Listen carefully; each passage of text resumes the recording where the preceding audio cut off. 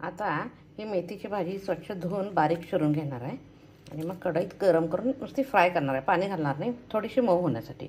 आपल्याला भरवा मेथी करायचं आहे ना पराठा, म्हणून थोडीशी 5 मिनटं गरम करून घेणार आहे.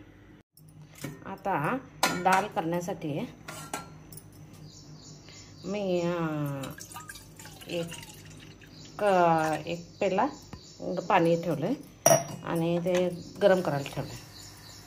तर ह्या पाण्याला उकळी आल्यानंतर ही डाळ मी घालणार आहे. ही मुगाची डाळ आहे, दाल करण्याचा आज मुगाच्या डाळीचं दाल करणार आहे मेथी परोठाबरोबर. आता पाण्याला चांगली उकळी आली, गरम झाले पाणी. त्यात 1 चमचा तेल घालायचं म्हणजे वर येत नाही. एक 10 मिनटं शिजवलं तर पुष्कळ होते, जास्त काही शिजवायची गरज नाही. मेथी परोठा करण्यासाठी मेथीची भाजी स्वच्छ धुवून घेते. कढई तापायला ठेवल्या, अगदी 2 चमचे तेल घालायचं, कारण पालेभाजीला जास्त तेल घालायचं नाही. तापल्याचं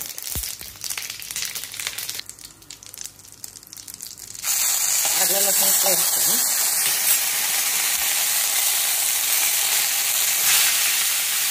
मेथीची भाजी बारीक चिरली आहे.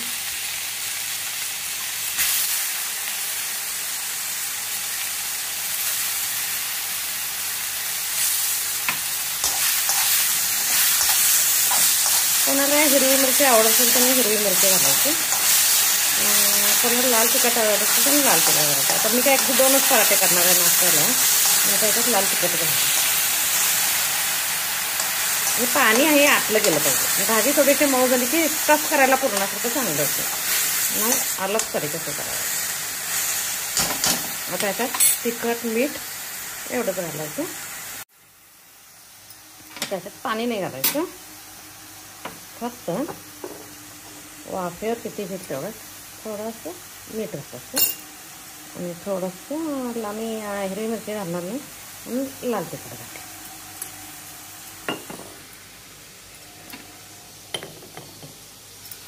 आता काय करायचं, फक्त हलवायचं पाणी आटेपर्यंत. आता मी अगदी किंचित एवढीची साखर घातली का, तर जरा मेथीला कडवटपणा असतो. आता ह्याला फुल गार करायला एका प्लेटमध्ये घालून थोडा मेथीचं पुरण तयार झालं.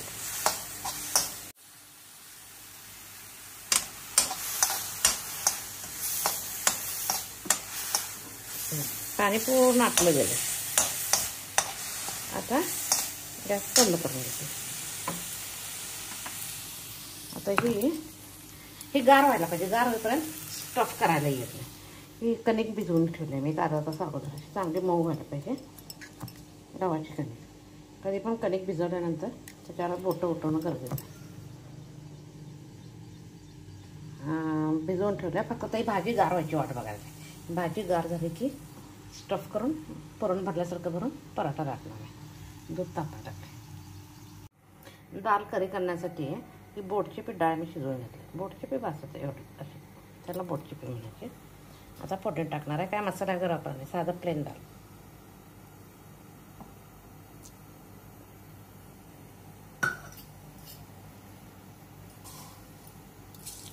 मोहरी, जिरे, कांदा,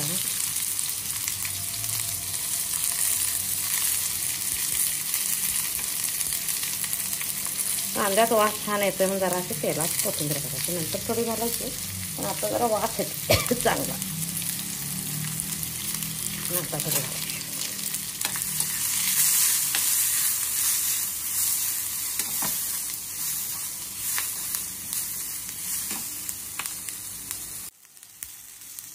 कांदा चांगला भाजला. ह्याच्यात थोडंसं तिखट आणि अगदी थोडंसं मीठ. कांद्याची भाजी म्हणून सुद्धा ते खाता येतं. ऑनियन चटणी सोपं होतं ते, काही मसाला लागत नाही. तेल पण अगदी कमी वापरायचं. बघा माझं भांड्याला कुठं तेल सुद्धा दिसत. भाजी टेस्टी झालेली. आता काय करायचं, डाळ घालायची.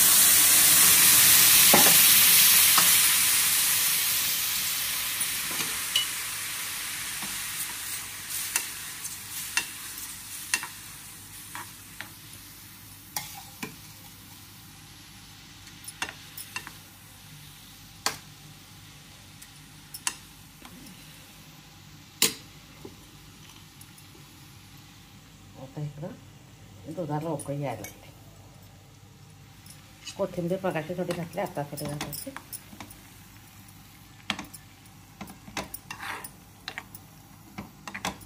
मेथी भरवा पराठा बरोबर दाल केली. प्लेन आहे दाल. दाल काय मसाला नाही, काय नाही. हेल्दी फूड जास्त आहे. ऑइल आणि मसाला कमीत कमी वापरायचा म्हणून एकदम प्लेन केली. आता एक उकळी आली की गॅस बंद करायचा. झाकून ठेवते उकळीपर्यंत 2 मिनटं जातात. उकळी आली की गॅस बंद करायचा. ते गार झाल्यानंतर मेथीचा पराठा घालायचा. उकळी छान यायला लागते. गॅस बंद करायचा. थोडीशी कोथिंबीर घालायची म्हणजे छान वास येऊ दे मेथी पराठाला. आणि लसूण आलं घातलेलं आहे. आता काय करायचं, कणिक घ्यायची. इकडे मी गॅस चालू केला. गोळा तयार केला मी. ह्याच्यात हे पुरण भरून घ्यायचं.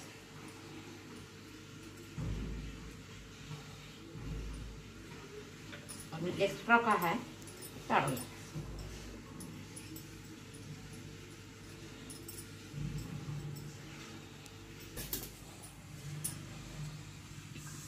मेथीच्या भाजीच्या काट्या जरी असतात तर ते आपण 5 मिनिटं गरम केलेलं असते की नाही, मऊ झालं होतं. काय प्रॉब्लेम आहे. आता काय करायचं, तेल किंवा तूप किंवा बटर. मी तेल घालते.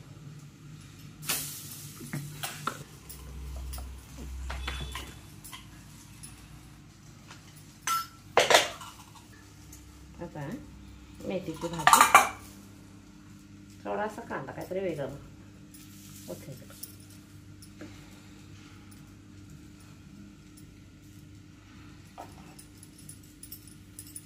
आपण हे भरवा पराठा करायचा आहे म्हणून मेथीची भाजी 5 मिनिटं हे करून घेते ना गरम, त्यामुळे मऊ पडते ती भाजी.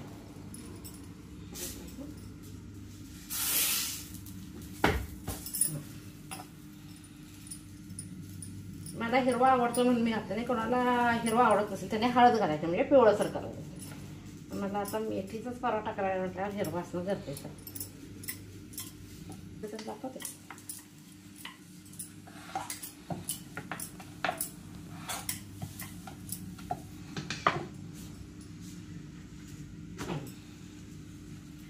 पराठा खाण्यासाठी आता अजून एक पराठा करणार आहे. केल्याचं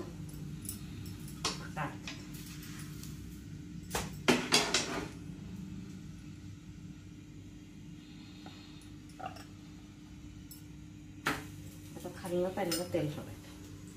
ते भाजल्यानंतर वरून सोडायचं. आता काय करायचं, पराठा बरोबर खाण्यासाठी तयार आहे. पराठावर खाण्यासाठी म्हणजे ही मूग डाळ, कन्नडमध्ये हेसर काय म्हणतात, दाल केली. दाल आणि दही. आता गॅस बंद केलाय.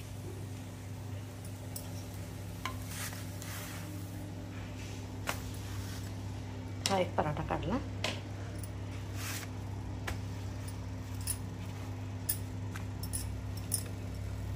आणि दाल, दही आणि अंडे. माझी रेसिपी आवडत असेल तर लाईक शेअर करा.